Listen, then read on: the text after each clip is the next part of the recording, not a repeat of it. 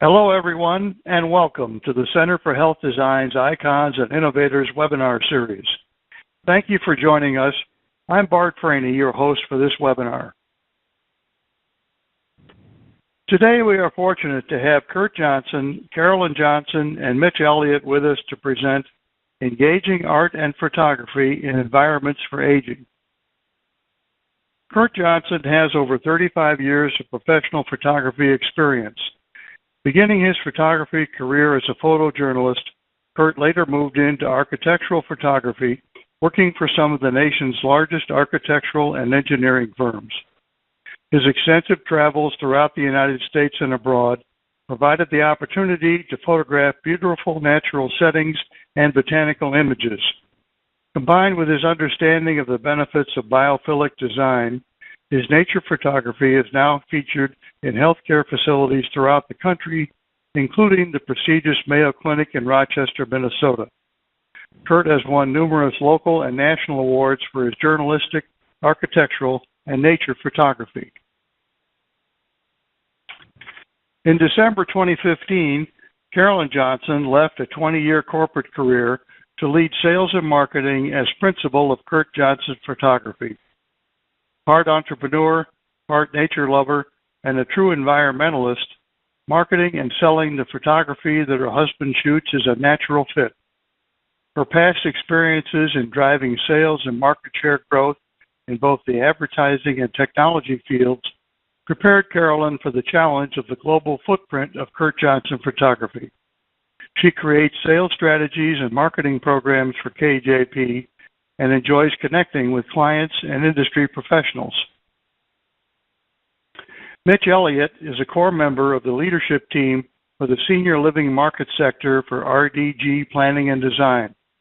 He brings a quarter century of senior living, operations, and development experience to the design practice at RDG.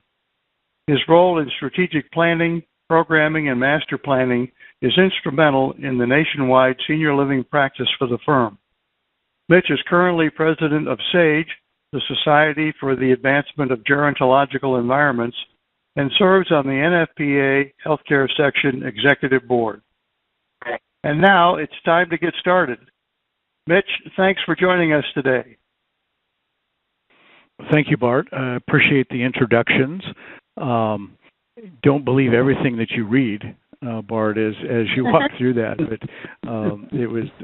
this is a great opportunity for Kurt and for Carolyn and myself to really share, some of the lessons learned as we collaborated on one specific senior living environment. That case study will be a part of this presentation. But it's just been a fabulous opportunity in working with Kurt and Carolyn, and hopefully you're going to capture a glimpse of the passion that we have for senior living environments and the impact that art and photography can have. So, Kurt, I think that it would be good for you to really introduce yourself a bit further and share what's next in terms of our presentation. Thank you all, first of all, for spending this hour with us. We really appreciate you being here. We'll try to keep it lively and keep you awake. And that introduction was, pretty much says it all. I've been fortunate to, have a lot of experiences in the photographic world and continue to do so. And we started this business back in about 2005.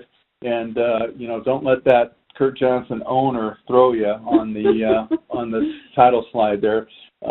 Actually, Carolyn is the owner of the business, and it's a 51-49 split, and I'm very pleased to have had the 49% because I think Carolyn does most of the work. Well, that's not entirely true. I am thrilled to be here as well, and thank you, Center for Health Design. I think what's important to note is that Kurt and I have both been down this path in a very personal way. Kurt's grandmother and my mother both went through the journey of dementia. So not only do we come to this understanding of placing art in healthcare and senior living environments from a professional point of view, it's also a very personal project for us as well. So just wanted to share that with you. Mitch? Yeah, and I want to follow up with Kurt and Carolyn. One of the aspects that in terms of a unique perspective that I tend to bring to the table, when we get to the case study that we talk about in the skilled nursing environment, I was actually an architect inside of a provider organization. So for 24 years, I was a part of the Vetter Senior Living organization. And so I was bridging that gap between architecture, between provider, clinical, and operational perspective as we worked with the Johnsons in terms of developing the artwork. So that's where I'm a little bit unique and don't always speak architect as it relates to this type of collaboration. Bart, is there a way, I don't think that we're able to advance the slides on our own. I was able to do that, Mitch. Yep, we got it. Okay, perfect. I can take care of it. Yeah. Awesome. Yeah, so this is kind of how I spend a lot of my day, getting out and experiencing nature and trying to bring that biophilic sensibility inside into the facilities that we provide artwork with. And I'm the luckiest guy in the world. I could go out and take pictures. So there are 4 learning objectives we'd like to cover today. Number 1, biophilia, humans' need for nature. Number 2, the aging eye. Number 3, we want to talk about Indigenous photography, and we want to wrap it up with how humor is appropriate at any age. So let's start with understanding how biophilic research translates into the best practices for artwork and art placement in senior environments. What is biophilic design? What is biophilia? Well, it's why we have pets, and it's why we love a fire in the fireplace when it's cold outside, and it's why we have houseplants. It's our need for nature. I mean, you can study the dictionary, but basically we all know that we feel better when we're walking on a beach, or we feel better when we're walking in nature. So bringing biophilia into the built environment is hugely important. Now, we realize you can't always build your facility on the beach, can't always build your facility in the middle of the forest. So our job is to create the experience of the natural world and bring that into the modern built environment with our images of nature. So here's kind of an example of what we're trying to create and what we're trying to do with the artwork. We're trying to make a tranquil, peaceful, beautiful scenery that kind of puts people in that area, their surroundings, their familiar surroundings, and just to kind of give them something to look at, think about, maybe engage a little bit. Even a positive distraction. Yeah, just anything to kind of keep their mind off of maybe, some of the day-to-day things or some other things that are, distressing or troubling. And so more imagery from, around the country, around the United States and Hawaii. And whenever I show this, I kind of tell people that Indigenous photography, local native photography, is something that we have found is hugely important to try to put into these facilities because, most people that photographed on the left in the Hawaii and the ocean and the mountains and stuff, you probably wouldn't put that in, an urban setting like downtown New York City. It probably wouldn't resonate, with the people that live there. And that's what we're trying to do, is give people something, a touchstone that they can relate to. And here's just some more, tranquil imagery, just some images that are 100% nature. And I think Socrates said that nature heals. And this is another example about bringing, some touchstones to people's lives and some things that maybe they experienced in a younger day that they can use, jog their memory, talk about, relate to. Oh yeah, I went to a one-room schoolhouse, and if it would have been me, I'd be saying, yeah, I was the guy that had to stay after school every day. That kind of thing. Hey, Kurt, could you go back to that previous photograph? Something Sure. that you shared. Yeah, something that you shared related to the horizon line and connecting back to childhood. as you look at various perspectives in your photography. Could you share and just unpack that a little bit? Yes, it's called in what I've had it referred to as called kind of child's point of view. So you're a little bit lower, and it kind of puts you in that position that when you're a little child. Remember, everything you looked at was huge, tall, big, monstrous, or whatever. Or it was like, oh, this is me walking up to school or whatever when I was a little kid. It just gives you a little bit different perspective, and sometimes even that can be enough to to draw somebody's attention, to draw them back to, oh yeah, when I was 5 years old, my brother and sister and I, we had to walk up here, and we had to walk up this big hill and go up to the schoolhouse or whatever. Or ride our horses. Or whatever. So it's just a little bit more of, rather than just having a traditional look at this, it just adds just a little bit. It's a little bit lower camera angle, and it kind of gives a little bit more of a child's perspective. When you compare that camera angle to today's tendency with drone footage and views from above, many of our elders who have that long-term memory intact wouldn't be able to relate to a drone view, but could relate to this 30-inch high, this 36-inch high view as a child. So I think understanding their perspective and what they can relate to is really important in the perspective of photography. Thanks, Mitch. Yeah.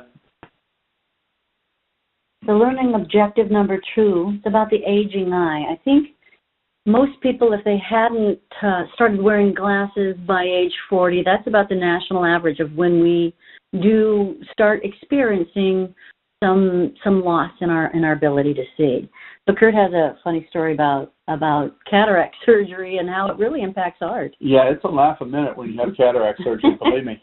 A few years ago, I had cataract surgery, and the doctor was explaining that way back in the old days, in Rembrandt and Monet and Matisse, those painters, they would, whenever they would get a cataract, nobody knew what the heck it was, and so they would end up painting. Their paintings would gradually become more and more blue, because of a cataract, at least in my experience, and theirs obviously, was, it cast kind of a yellow cast over what you're looking at. So they would correct for that with blue. And I'll tell you what, since I had my cataract surgery, my white balance has been spot on. Now my whites are white.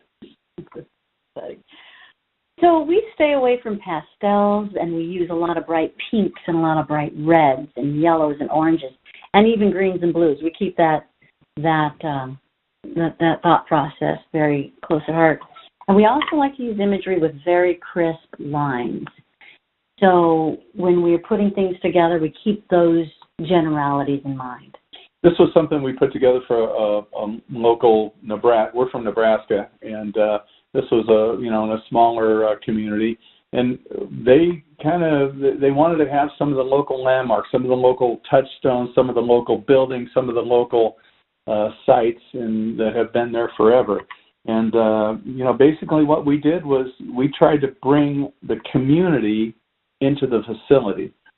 So the residents would be able to look at these and, kind of react or reminisce or what have you, talk about any kind of story that came to mind whenever they would see these. And this, we've had a lot of feedback, and people have really, appreciated the fact that,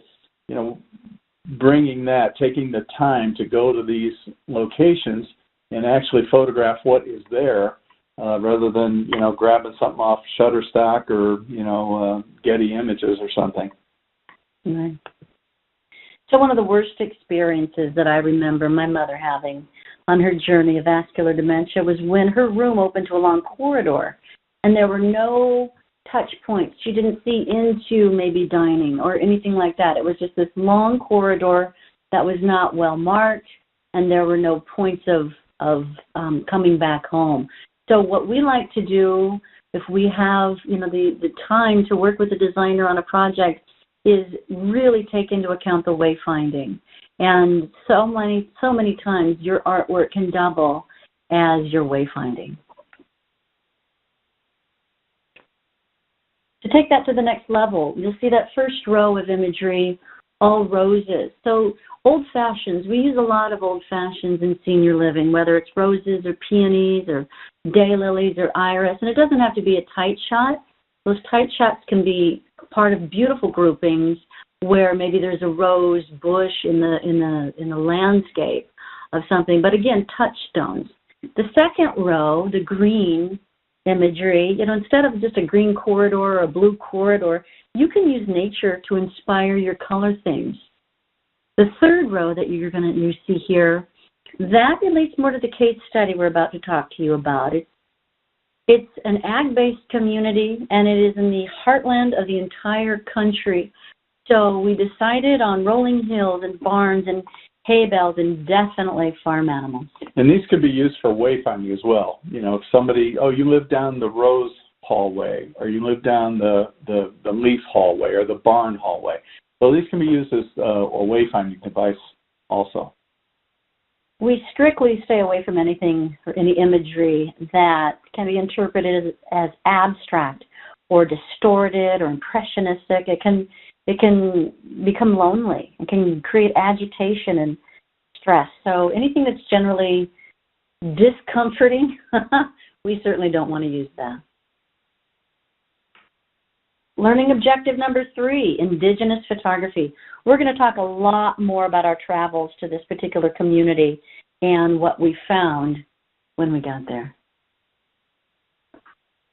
There you go, Mitch. So let me zoom in to what Carolyn described as the heartland of the country, really in central Nebraska, and a community called Broken Bow, Nebraska. It's actually famous for the largest beef feedlot in the country. So it does have some interesting aromatherapy from time to time as you walk through the community. But the folks in Broken Bow would say that that's the smell of money.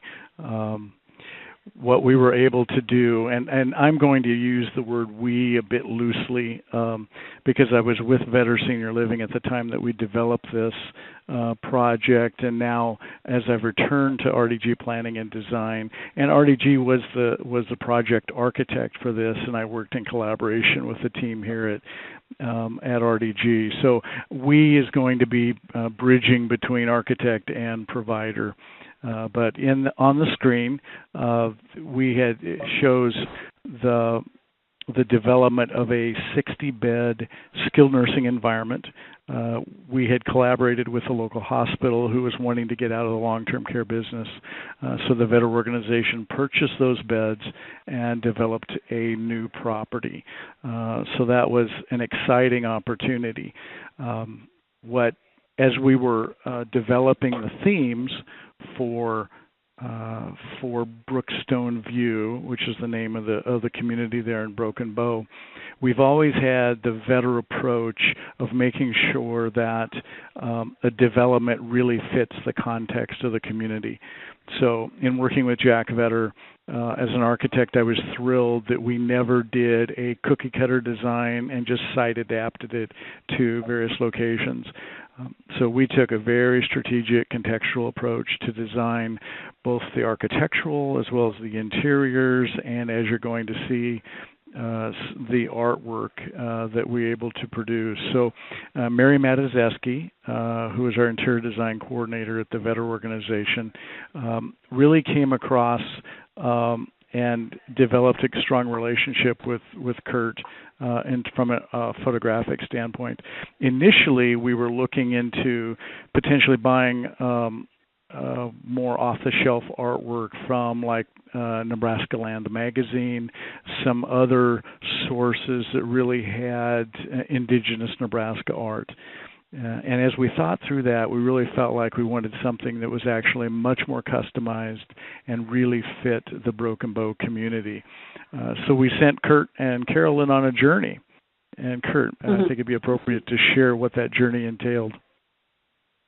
Well, to get back to Mary, we were brought in relatively early in the process, And Mary Matazeski was shared with us, some of her finishes and some of the fabrics and colors and everything else, and kind of gave us, a roadmap for what kind of theme she was looking for.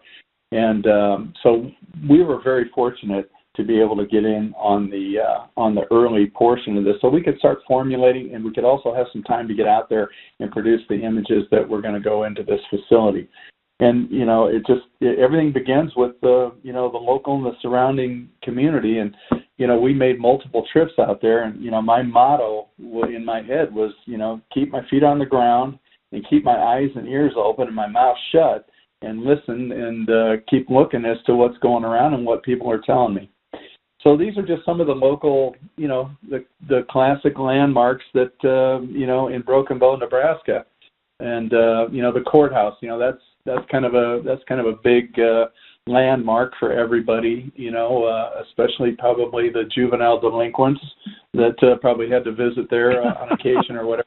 Nice. The feedlot was, I'm sure has been there for, a million years, and that I'm sure some of the residents there, their father probably rode up on a horse and got a bag of seed corn or something, or feed for their horses or whatever. So it was another really important component of that community. And this we had a little bit of fun with this. We kind of put a little bit of sepia tone on some of this. This is a farming ranching area, so horse prints, and I think this is a horse manicure or pedicure. I'm not sure which it is, but one of the local farriers there allowed me to take some pictures, and he just could not understand why I would take pictures of a guy doing taking care of a horse's toenails and stuff. But you didn't use the pedicure term when you talked to him, did you? No, I sure did not. Okay, that's good. That's good. Yeah. I've been around the block twice now, Mitch, and I learned never ever act really stupid around somebody who's got a hammer and sharp instruments and a lot of fire and stuff. But we put the sepia tone in there to kind of replicate, back in the day. Remember when you see pictures of your great-great-grandparents standing there and like they have a rod, in their back and just miserable and can't wait to get out of it. Those usually had kind of a sepia tone, and that was actually a way of processing the imagery to kind of keep it, not archival, but last as long as it could. So we used some that technique color-wise for some of these images. So we want to take you through a photo tour of the images that we presented to Mitch and to Mary. All were taken within a 100-mile radius of Broken Bow. Mitch is from this area, and he can speak to the importance of the sandhill cranes. Yeah, this wasn't a Hitchcock movie. This was sandhill cranes. This isn't the birds, no. On the left-hand side, that image is Kurt was able to capture the migration of the sandhill cranes. And within central Nebraska, the sandhill cranes will migrate in the spring from Canada actually to South America, and they funnel in about an 80-mile swath right through the state of Nebraska. And so we've had people from all over the world come and photograph and observe the migration of the sandhill cranes. So this is something that is very relatable to the 85-year-old residents that have grown up in this area. So Kurt was able to capture some pretty incredible imagery that really elicits great memories for our residents.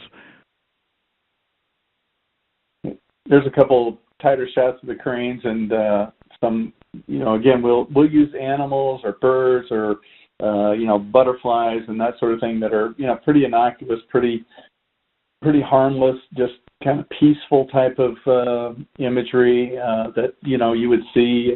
You probably won't see any pink flamingos in Broken Bow because it's in the middle of Nebraska. You're going to see geese and sandhill cranes, and you'll see deer. A lot of people think that when it comes to winter imagery in these facilities, that that could represent the end of life.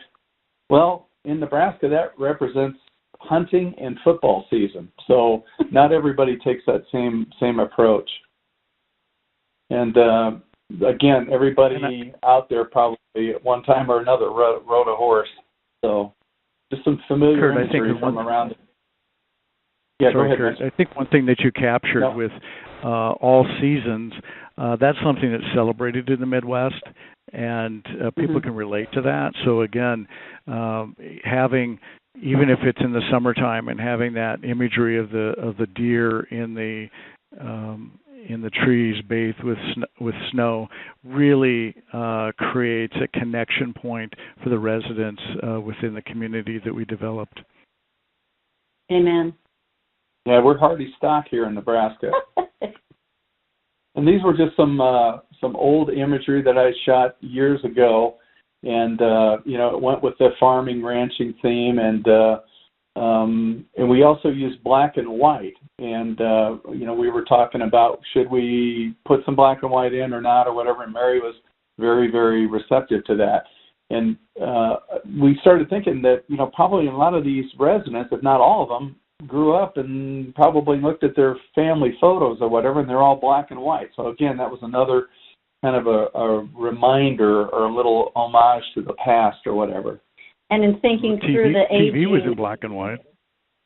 Well, right, there you go. Right. And thinking through the aging eye, when we do black and white for the most part, we try and choose high contrast images as well. Easier to see. And it took me days to get those pigs to line up like that. No, we actually found them lying on the floor. I just walked up and there they were. Barn. Yeah. There's some more classic Nebraska imagery, and we one of the things out here in our beloved state of Nebraska, you'll see this out in the rural areas where people will put their old boots on top of fence posts. And I've heard a couple variations of stories as to why they do that. Number one was, they wanted to prevent the post from rotting out from the top, water, rain, snow, that sort of thing.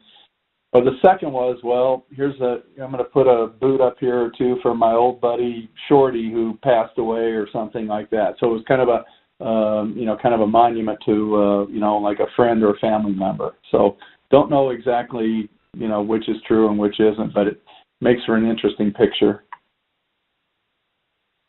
And this is the biggest waterfall in the state of Nebraska, which is probably about 100 miles from the facility there. So we don't get waterfalls in Nebraska very often, and if it's that close, we're going to try to get a picture of it and put it somewhere. And again, here's more familiar surroundings and common sights and smells from the area. Kurt, I have a comment. Could you go back a slide? Sure. I think what you've done photography-wise, where you're playing with your depth of perception, that is actually something that elders are challenged with and deal with, and so that photograph, the way that you worked with that low depth of field, really helps that elder to relate to that photograph.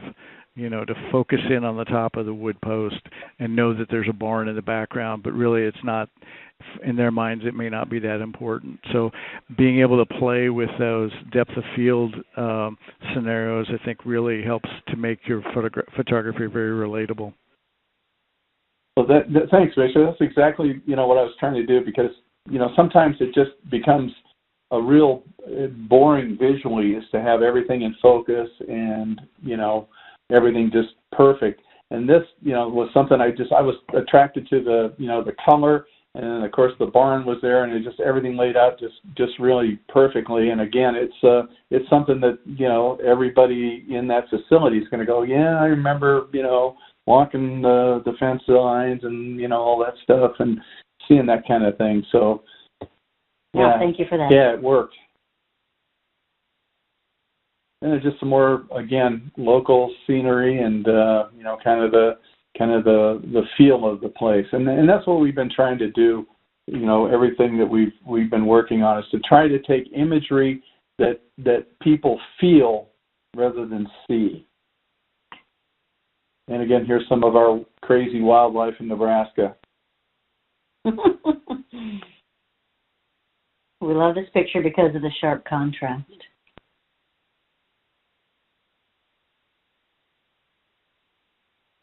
Now let's talk specifically about Brookstone View.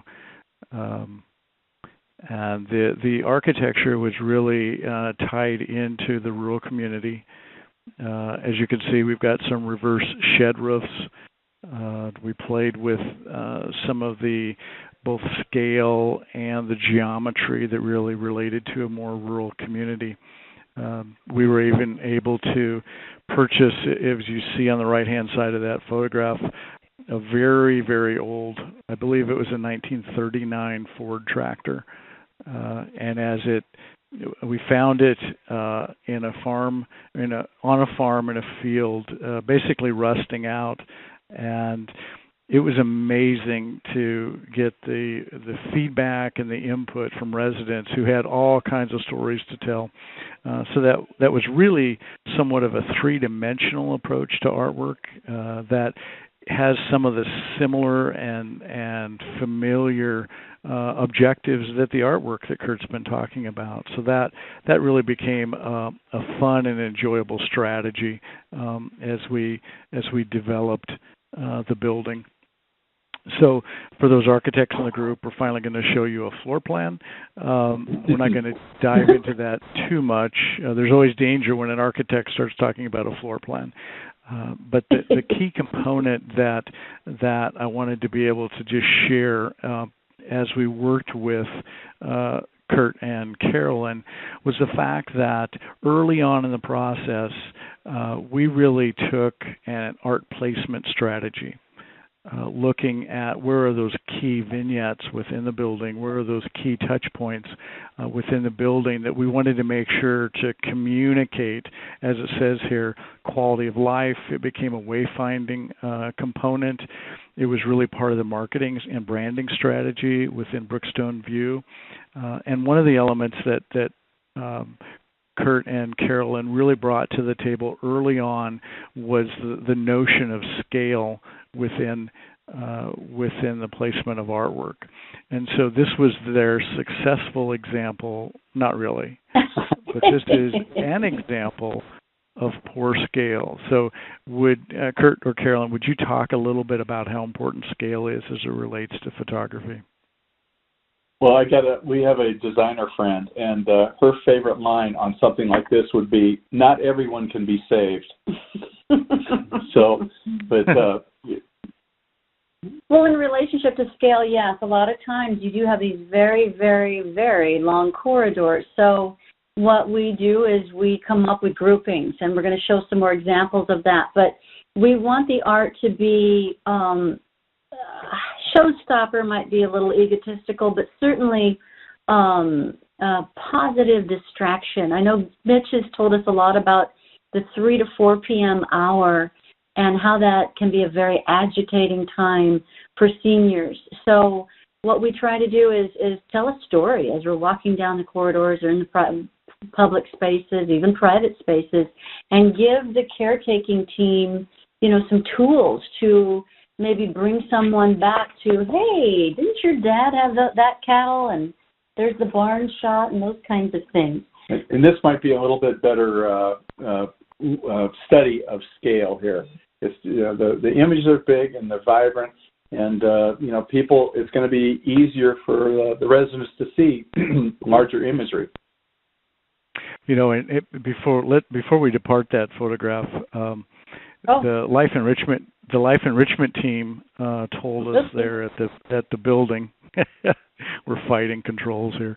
The life enrichment team told us at the building that they had a fairly frustrated and agitated resident who just needed to walk, who just needed to exercise and kind of meander through the building.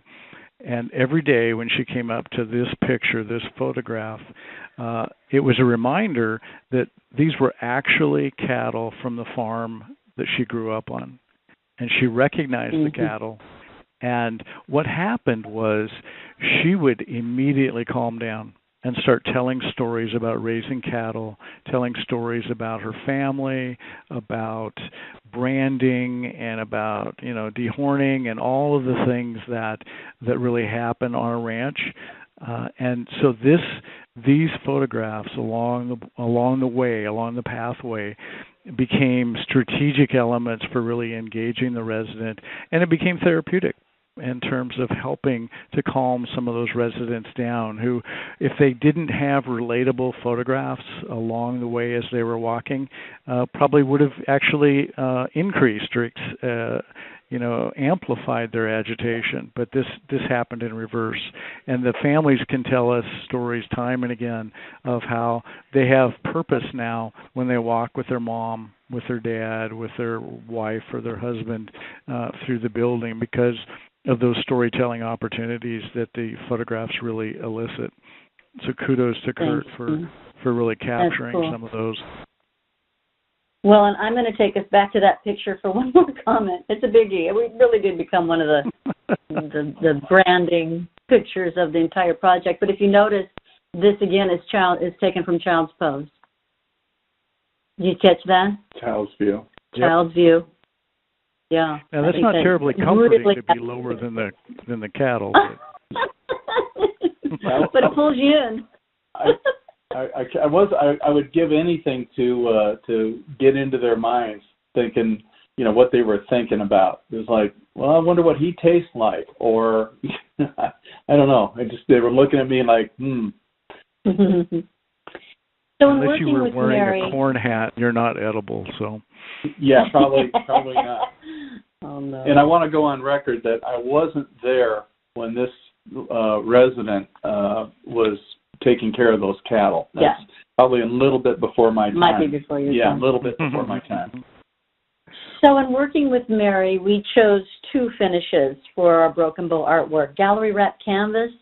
This was used in the public areas and the high visibility, and especially the higher traffic areas, because our canvas pieces are sprayed with a laminate coating that is cleanable with a 10% bleach solution, and everything is hung with security hardware. So you don't bump into it, and it goes ajar, and it's really tough to take off the wall.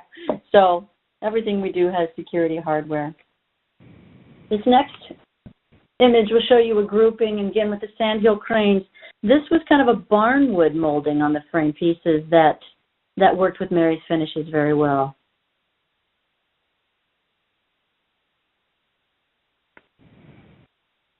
Back to grouping by themes for conversational interest.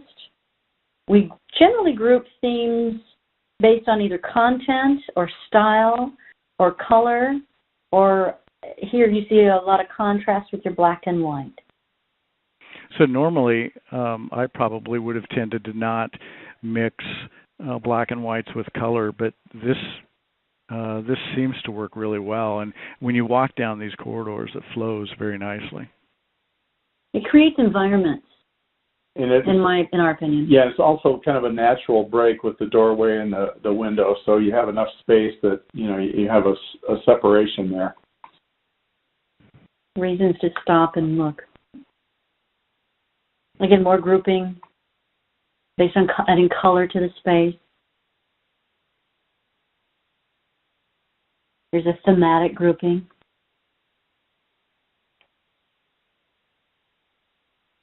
More canvas wrapped.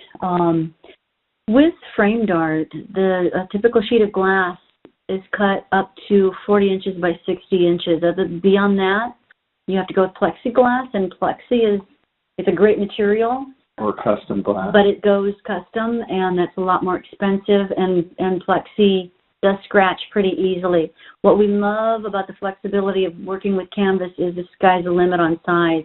We've done an installation actually where 3 6-foot canvas pieces were all buttered together to create an 18-foot art installation, and it was stunning. So you have such lovely flexibility with canvas. Again, those long hallways, if you're trying to cover some hallways with some imagery and break up the monotony of the paint color or whatever, that's a great example on how to stretch your artwork down a hallway. And Canvas sometimes gives a facility or an image a more contemporary look. This is kind of, so Kurt, have a nice mix. Yeah. So I have a question for you. Because this is within reach of residents, is there a specific finish that you would put on a canvas product like this to really make sure that the oils of skin and whatnot don't impact this imagery? What do you do to protect those canvas pieces? There's with our framer and our printer, what he'll do is he will make the print, which is again archival. Everything we do is archival paper and archival ink and archival canvas. Basically, it'll last about 100 to 125 years. I probably won't be around to answer questions after that about why something faded or whatever. But what he does is he puts 3 very, very thin coats of laminate over the top. So even in a healthcare environment, it's 10% bleach cleanable. So it's pretty much impervious. And I think the only way you could ever damage it would be, taking a sharp object and, poking it through there. You couldn't put your finger through it or anything like that. It's very, very heavy canvas, and it's stretched very tight. And, it's archival ink, and it shouldn't last for 125 years. Well, the reason I more. asked that is because when we were going through the initial certification process for Medicare and Medicaid, some of the health surveyors were wanting to know about cleanability of these pieces because they were within the touch zone. So I knew the answer, but I thought I would ask it just for our audience because it was a great consideration. Awesome. And all these things that you the framed art and the canvas, those are the same kind of products that we put into the healthcare environment, which has a pretty stringent policy about cleanability. I will say too, if you're working with your cleaning staff, never spray a cleaner directly to an image, whether it's framed or canvas wrapped. Always spray the cleaning solution onto a cloth and then clean your image. And there's just another example. Go ahead, Mitch. I do want to mention that no cattle were harmed nope, not in the creation of the upholstery. So. Oh, that was fun. Yeah. That was fun working with Mary's design boards. You kind of see the whole process here. You have the framed art and as well as the canvas, and it just integrates really, really well. And you can see the thematic direction that Mary took with the design. I think it just, the whole environment seems to work in a really beautiful, harmonious, cohesive look, which is another great aspect of being able to work with the designer, where there's not, well, here's a photograph, and then here's a painting, and then here's another couple photographs. Everything is cohesive and calming, and there's no visual surprises. What I like is there is nothing stuffy, and there is lots of whimsy, and that made it fun. And who doesn't want to have fun? Well, I think, and if you recall the floor plan that we showed a while back, these images really reinforce the fact that we were looking at points of storytelling to create throughout the entire building. And even though the building was designed around an 18-bed household, there were still opportunities for residents to leave their household, to go to the beauty shop, to go to the ice cream parlor, to go to the therapy gym, and along the way stop and reminisce and tell stories. And that is quality of life, when you can just really infuse the resident into a storytelling opportunity. Amen. And there it is. And our final learning objective is to appreciate how humor is appropriate at any age. I leave you with Mitch Elliott and Kurt Johnson. There you go, boys. Take it away. Well, Mitch, what do you think? you know, we want to reinforce the fact that we're very cognizant of ADA accessibility when it comes to the toileting process. So, fortunately, this is not either a before or an after photograph, but it's absolutely an experience that most 85-year-olds can relate to in the Midwest. It's a wonderful picture of an old outhouse. And Kurt was able to capture that. Kurt, where did you place this in the building? This was in, I believe, one of the men's restrooms in one of the public spaces, and we showed that to Mary, and she just thought it was perfect. And you know, I guess I would recommend that would be a great facility in the spring, summer, and fall. Not the winter so much. Not the winter so much. Yeah. Now, I don't know if you noticed that. I don't know if you noticed this, but this is actually what's called a three-holer, because yes, it is. Two outside, those covers are, so, you know, we won't go there, but it was just some fun imagery. Yes, it was fun imagery to really connect with the past that our residents in Central Nebraska were to deal with. So, Bart, hopefully we haven't scared folks with our final imagery as nature calls, but we'd be open for questions. Well, I think that last photograph's a great example of biophilia, but we're going to encourage our audience to submit their questions in the Q&A pod on the left-hand side of the screen. We have time for a number of questions until we get to the top of the hour. And I'd like to start off with one from a member of the audience that asked, is there a formula for calculating the appropriate scale when you're, I guess, in the programming stages for artwork? That's a really great question. I'm sure Mitch can probably weigh in on this, but for our end of it, usually what we'll do is we will look at the floor plans, and we'll look at space, you know, like for hallways and public spaces, and based on that availability of the wall space, we'll kind of give suggestions as to, you know, what might look good, what sizes, and maybe, or what groupings or whatever might look good within that space. Yeah, it's a real, almost personal point of view kind of an issue, and it's roughly 2/3 of the wall. If there can be something meaningful within 2/3 of the wall, you want to have enough breathing space on either side of your artwork.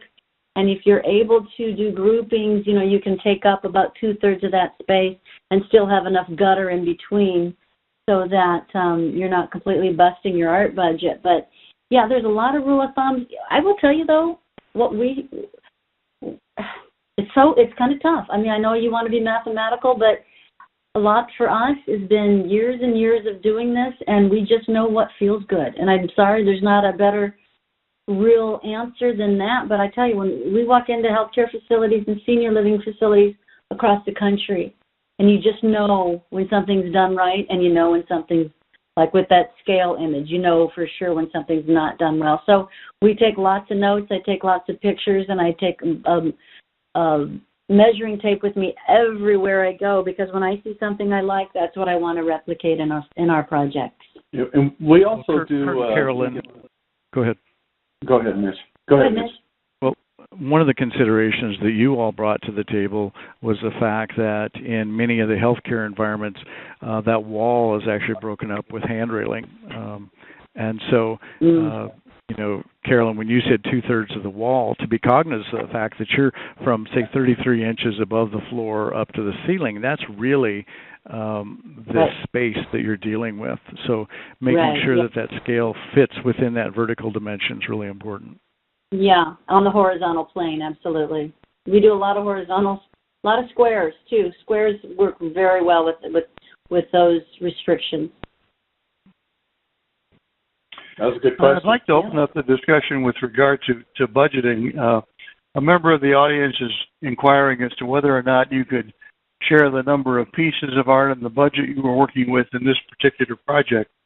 And I'd like to just, if you can answer that question, also expand it into the possibility that artwork gets value engineered toward the end of a project. How can you protect those budgets, and how can you deal with with the whole issue of cost? Well, I'll address that one piece at a time. For this particular project, there were roughly 60 images that we landed on, and the budget was a little over $30,000. So our average cost per piece was, without installation, was $500 a piece, which is pretty ballpark, because we did enough small pieces, and then we did enough large pieces to really create a bell curve there. As far as being value engineered out, we do a lot of work with national substrate providers for interior wall spaces, and a lot of times those kind of go into an architectural solutions budget and specified early on in the project. But to protect an art budget, boy, if you have the magic nut there, you let us know. I think part of it is enrolling the decision makers early and educating early on the importance of artwork and meaningful artwork in a facility, and then having plenty of testimonials and credible resources to come to the table and talk about what our artwork, or anybody's artwork, has meant to their residents. You need to have those real-life examples of why art is really important as part of the healing process and part of the resident's life. Well, and hopefully providers, interior designers, others, even developers who are guiding clients through this process could utilize, the webinar like this, pull this out of archives from an educational standpoint, because, artwork is part of the FF&E soft cost budget within an overall project development budget.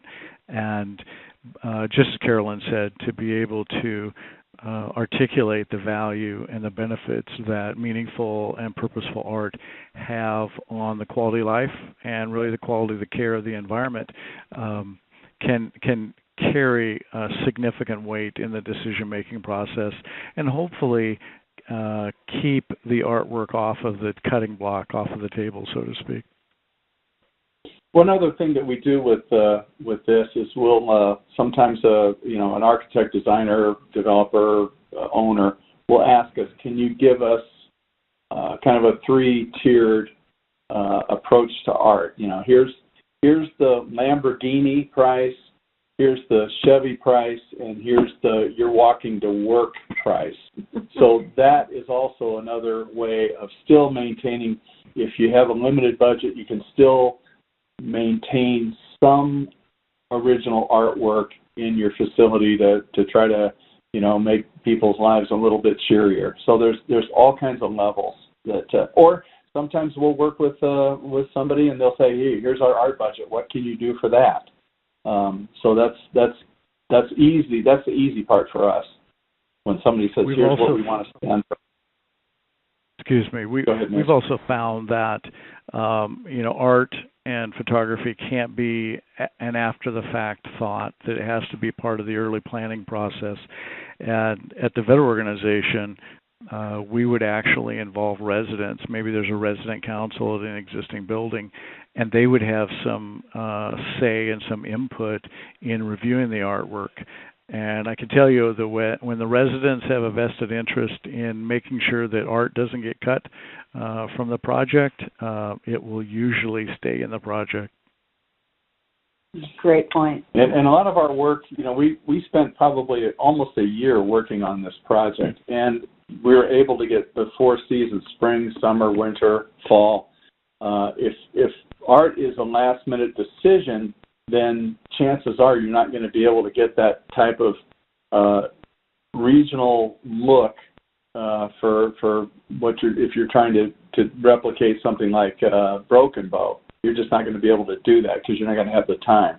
And unless you're in Florida, if you reach out to someone and say, let's go with this, in 6 weeks and it's November, you really miss the peak of the shooting season as well. Right. I'd like to expand the discussion to programming for art, programming and design for artwork in the facility, such as making sure you have the right lighting or making sure you have the right niches to put product, to hang product in, et cetera. Can you comment on that for our audience? Because most of them are probably interested in that aspect of it. All yours, Mitch. Well, as we've discussed before, it really has to start early on in the process. Even in the programming and master planning stages of educating the client, educating the provider and the team about how important the artwork and the photography can be in terms of the quality of life for the resident and the impact that it has on the caregiving team. The other piece is, and this is, it's rather kind of funny, but we have to make sure that we coordinate the artwork with all the systems that are incorporated into the building. Horn strobe locations, annunciator panels. I mean, invariably, our engineers want to center a horn strobe right in the middle of a long wall, and you create a conflict with the artwork. So we've had our interior designers and folks like Kurt and Carolyn involved in even relocating or strategically thinking through how the systems will integrate in with the artwork. Because if it feels like a piece was shoved over on the sidewall or into a corner because of some various systems that existed, that's not good collaboration. So it really does have to be an early consideration in the planning process. I've got a couple of questions before we begin to wrap it up, and another member of the audience would like to know if you could put these images on sound-absorbing panels to decrease echoes in psychiatric facilities where you have to have a solid ceiling. You can't use acoustical ceilings. Can you comment on that? Absolutely. It's very specific, but I think it's important. Absolutely. We've done that with Chorusseal, with their acoustic panels. And again, size, you can go, it's huge. You can do huge art panels, and you can print artwork to them, and it's a beautiful installation that serves two purposes. So, yes. There's also, speaking of the mental health facilities, we're aligned with Chorusseal on a partnership, and they produce a product that is very, very hard, just resin or plastic, and the printing quality is fantastic. And we're doing a lot of projects in the mental health facility and in facilities, and it's very, very difficult to damage this.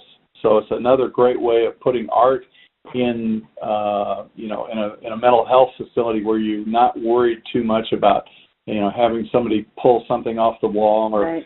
Break some glass or whatever. Running into it, it's high traffic. Yeah, it's a very high running traffic. into it with a wheelchair or a bed, it's called fusion. So there's multiple ways of addressing that. Yep. But really, here's our last question before we have to go, and that is, in memory care and behavioral health environments, what subject matters or styles of photography and art should be avoided to minimize unintended consequences? Abstract, yeah.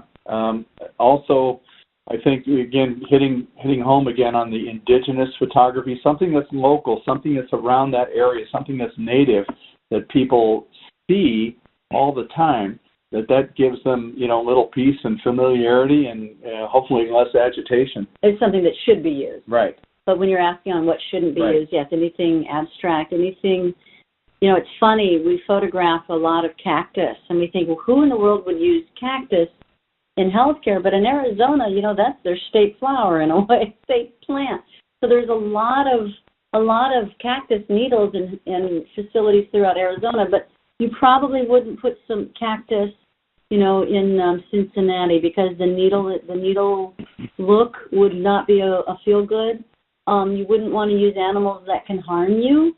If you're going to use animals in your imagery, use animals that are safe, like butterflies and things like that, birds that don't scare people, that kind of thing. So anything that could be disturbing, you steer away from. Well, Kurt, Carolyn, and Mitch, I want to thank you for an excellent presentation. And many of our audience members have just typed in stunning photography and great work. And for sure, thank you. And Bart, if anybody has any more questions, they can feel free to contact us anytime. Right. Kurt Johnson. Great. I want to remind our audience that you could download the presentation in PDF format, and you will get the email addresses for our presenters so that the audience can follow up. And before we sign off, I want to thank our sponsors one more time, J&J Flooring Group and Gaping Void. And if you want to learn more about our partner program, contact Lynn Kenny, Director of Industry Relations at the Center for Health Design. Next, in September, the Center is sponsoring a workshop, Behavioral Workshop, Strategic Design Innovations that Improve Treatment Outcomes, Safety, and the Bottom Line. Please visit the Center's website to learn more. And if you register by July 31st, you will be eligible for early bird rates. Here's a quick look at some upcoming events, both live and virtual, including webinars, health design insights, networking events, Pebble and Practice workshops, and conferences. To learn more about each event, go to the events section of the Center's website. And also on the website, you'll find information about additional webinars available for on-demand viewing, as well as many other educational opportunities. And if you'd like to contribute to the Center's 25th anniversary fundraising campaign, please visit the URL that you see on your screen. And this screen will remain on your screen for about 15-20 minutes after we sign off. And this concludes our webinar for today. Thanks again to our presenters and to all of you for joining us. We appreciate the excellent work everyone's doing in our healthcare facilities on behalf of patients, care providers, and staff. So long, everyone. Thanks again.